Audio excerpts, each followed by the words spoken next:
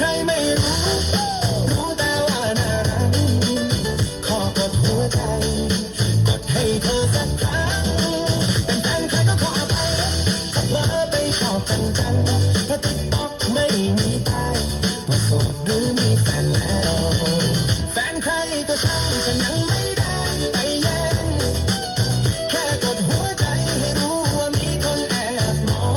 งถ้าเธอมีแฟนแล้วฉันจะถอยแบบเนียนๆแต่ถ้ายังว่างอยู่ขอทักไปจีบได้ไหม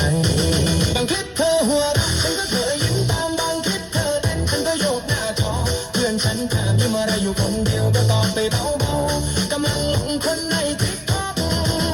ไม่ได้อยากแย่งแต่ชอบเบาๆถ้ามีเจ้าของก็จะถอยเงียบๆแต่ถ้ายังไม่มีอยากให้เธอเปิดใจจากคนกดไลค์อาจกลายเป็นคนของใจ